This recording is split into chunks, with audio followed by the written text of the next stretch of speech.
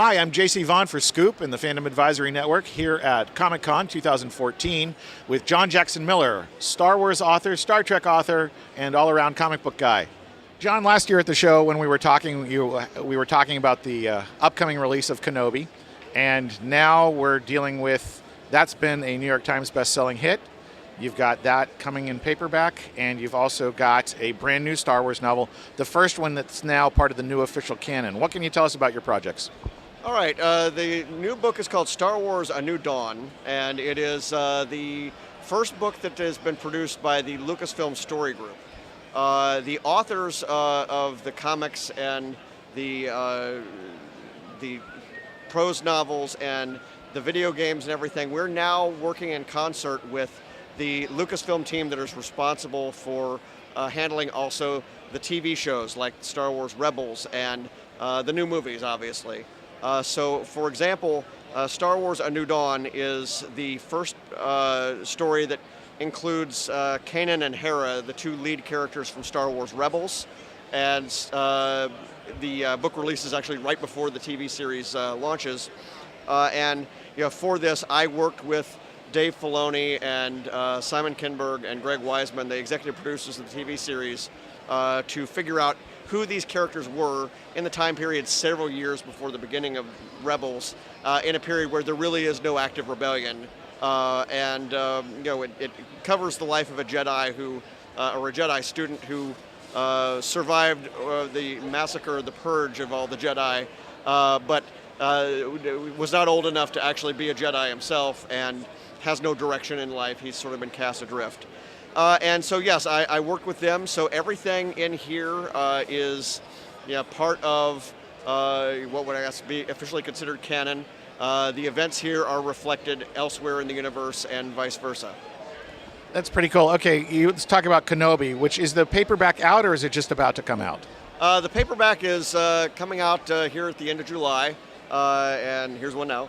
And of course, the difference between the big Kenobi and the little Kenobi, besides this guy being bigger and costing a few more dollars, is we have the Legends banner across the top of this one.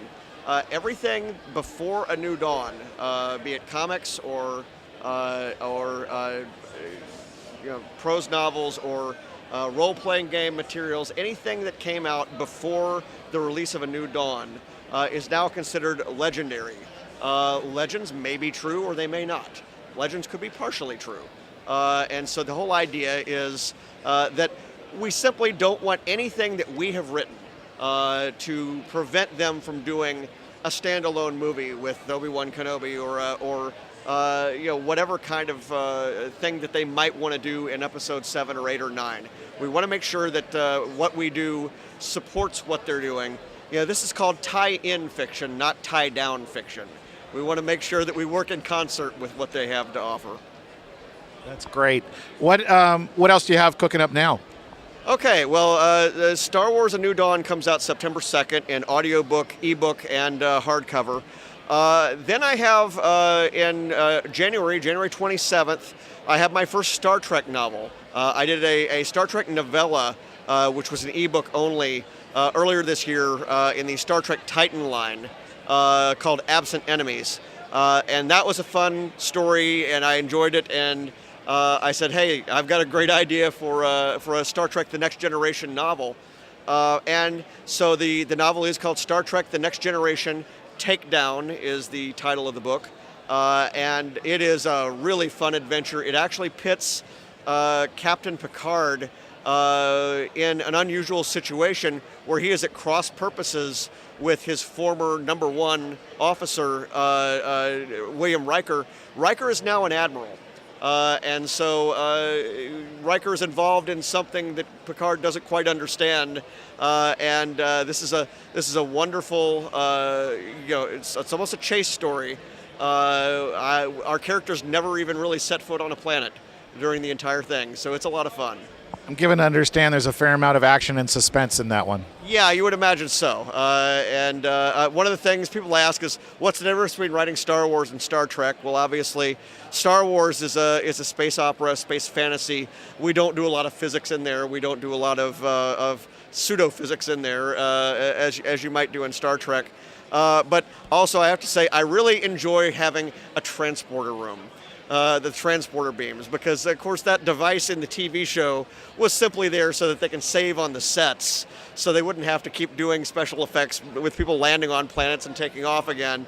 Well, you know, in a lot of other science fiction, you spend a lot of time going from place to place to place to place, and it is fun to have that option in Trek to just be able to put people immediately on the scene of where they need to be.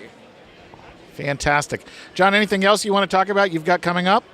Those are the big ones, and folks can read about anything that I have coming up on my website, farawaypress.com, and my Twitter is JJMFaraway, and people can still find my many volumes of comic book history and sales figures and other data on my website, comicron.com. Thanks. It's JC Vaughn for Scoop and the Fandom Advisory Network, live at Comic-Con.